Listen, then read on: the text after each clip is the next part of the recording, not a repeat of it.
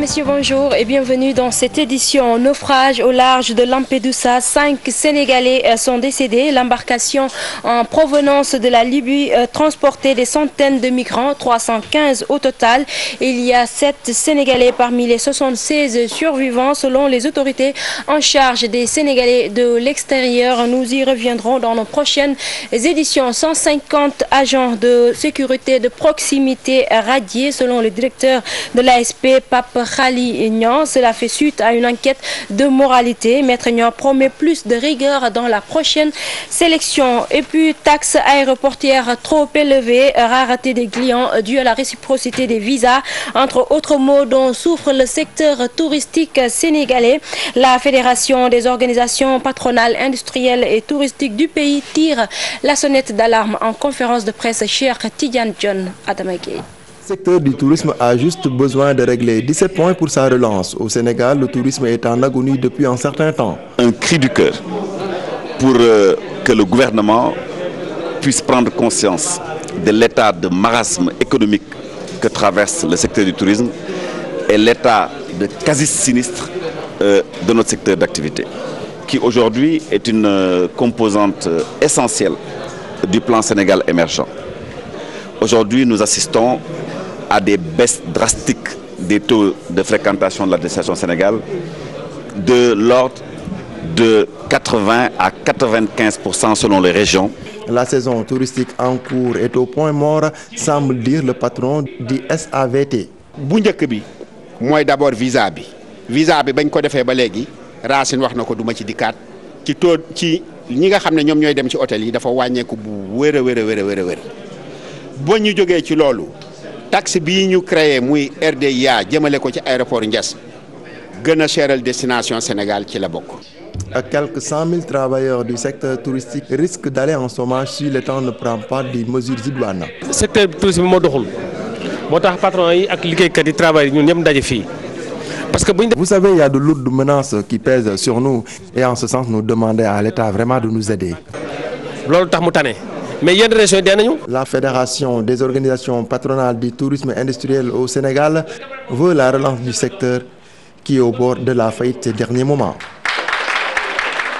Le président du syndicat du patronat des hôteliers du Sénégal demande au ministre du Tourisme de satisfaire leurs préoccupations. Pour Racine Sy et ses collaborateurs, le ministre Abdoulaye Diouf Sarr risque de faillir à sa mission. Racine Sy, que je vous propose d'écouter au micro de Cheikh Tidiane John. Ça ne veut pas dire que nous lui accordons un blanc-seing. Non. Il a posé des actes qui démontrent sa bonne volonté. Mais comme je le dis, nous préférons le miel sur la langue que dans les oreilles. Nous le jugerons le maçon au pied du mur. Donc il faut qu'Abdoulaye Diouf Sarr, très clairement, s'approprie nos préoccupations et puisse, n'est-ce pas, avec l'aide des membres du gouvernement en charge, n'est-ce pas, pouvoir trouver une solution de nature à sauver le secteur. Sinon lui-même, il sera ministre d'un secteur qui n'existe pas. Le procès opposant Karim Wade à l'expert comptable Pape Albouri Ndao renvoyé jusqu'au 12 mars 2015 sur demande du parquet. Ceci pour permettre au procureur du tribunal correctionnel de Dakar de mieux s'imprégner du dossier. La partie civile estime que ce énième renvoi ne fait que maintenir Karim Wade dans les liens de la détention. La défense, quant à elle, soutient que ces renvois répétés sont faits sur demande de la partie civile. Codé Ndiaye. Un 7e renvoi du procès opposant Karim Wade à l'expert comptable Albouri Ndao. Selon Maître Seydou Diagne, avocat de la partie civile, ce renvoi n'est qu'une volonté manifeste de maintenir son client en prison. Monsieur Karim Wade était sur une liste de 20 personnes à extraire. Les 19 se sont retrouvés au tribunal. Et lui, on lui a demandé d'attendre, etc. Parce qu'il y a ceci, il y a un ordre qui vient d'en haut, etc. Tout ça, c'est encore l'intervention de l'État du Sénégal qui a empêché monsieur Karim Wade de se rendre à ce procès pour éclairer l'opinion sur les mensonges d'État, des rapports et le faux qui a été commis par M. Albouri Ndao et que nous alléguons. Il est fort probable qu'avant le 12 mars, où nous devons revenir plaider contre M. Albouri Ndao et montrer les mensonges d'État et les faux rapports qu'il a produits sur le compte de Singapour, qu'entre-temps, la CREI condamne M. Karim Wade. Des arguments battus en brèche par la défense, son avocat Maître El Hadji Diouf soutient que ces renvois répétés sont voulus par la partie civile. À chaque audience, les avocats de Karim Wade demandaient le renvoi. en voulant faire croire aux Sénégalais que c'est en réalité donc Albouri Ndao qui ne voulait pas être jugé. Ce qui est fou, Albouri Ndao n'a jamais demandé un seul renvoi. La partie civile devrait être en état depuis très longtemps pour plaider ce dossier. Mais elle n'est jamais prête parce qu'elle n'est pas sûre d'elle-même. Dans cette affaire, Karim Wade est partie civile. C'est Karim Wade qui veut qu'on envoie en prison Albouri Ndao. Dans cette affaire, Karim Wade n'est pas arrêté. Il n'a pas de mandat de dépôt. C'est une mauvaise foi manifeste de la part des avocats de Karim Wade.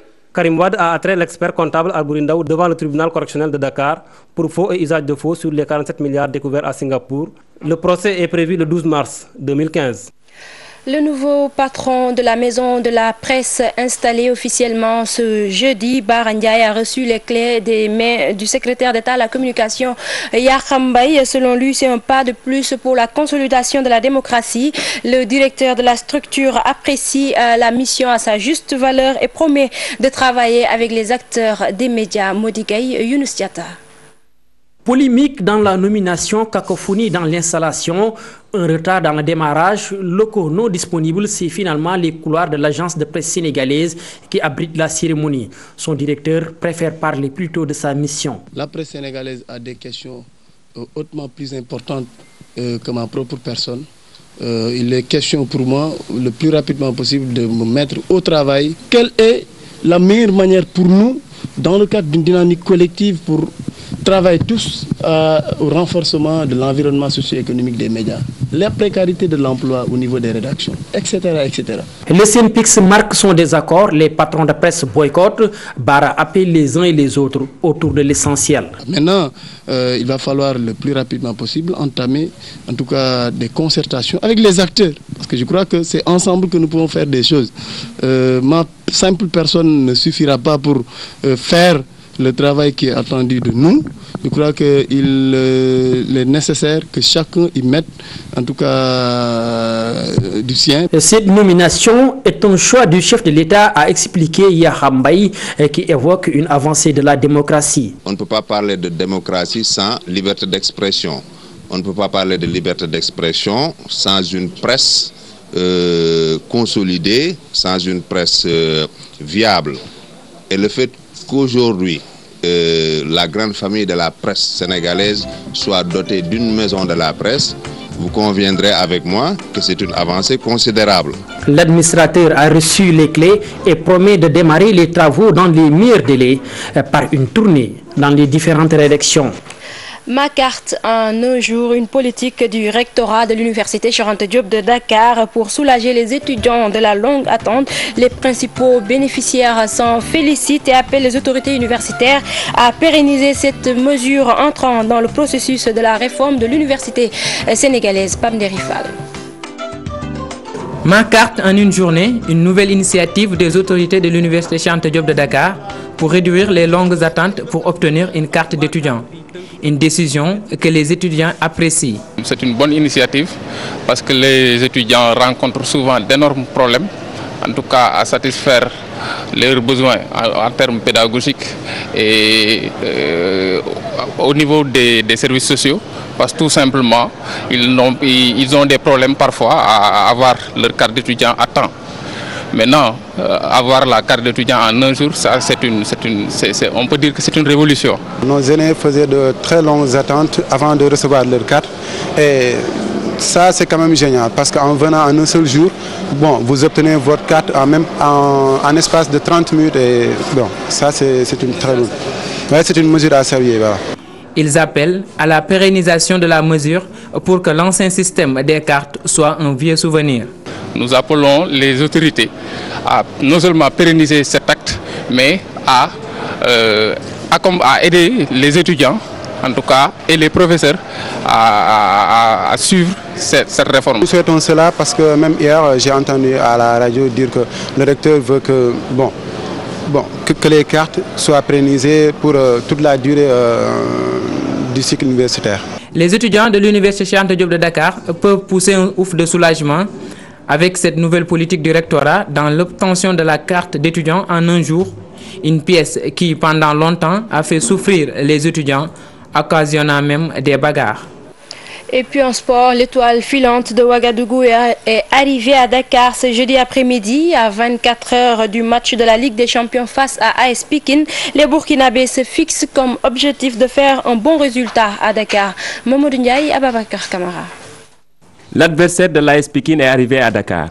Ils ont foulé le sol sénégalais vers 15h30. L'étoile filante de Ouagadougou affiche le complet. Ça va, on a quelques blessés, mais je pense que ça va. On a aussi perdu un peu quelques joueurs ces derniers mois-là qui sont partis ailleurs. Ça nous a fait beaucoup. Donc je pense qu'on va faire... On a amené des jeunes ambitieux qui sont quand même capables de se battre. On peut gagner ici comme on peut gagner au match aller. On peut aussi perdre ici comme on peut perdre au match retour. Donc c'est un terrain qui est fait pour tout le monde. Les ballons ils le rond pour tout le monde actuellement. Je pense qu'on va se battre. Face à l'AS Pikine de Dakar, un club inconnu selon eux, ils sont très motivés pour faire un bon résultat à Dakar. On va essayer de partir au Burkina avec un résultat. Bon, comme vous le savez, c'est des matchs de Champions League. Alors, on ne peut pas prédire avant. On est en déplacement ici à Dakar. On est venu pour faire un bon résultat ici. On va essayer de ramener au moins la victoire, un match nul. Bon, on ne connaît pas l'équipe, mais on est bien préparé pour ça. Bon, on va essayer de ramener un bon point à Ouagadougou, quoi. On va rentrer avec un bon résultat à Ouagadougou, Inch'Allah.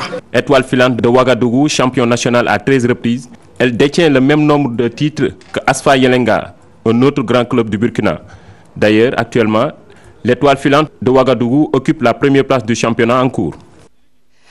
C'était là le dernier élément de cette édition. Merci de l'avoir suivi et bonne suite des programmes sur la TFM.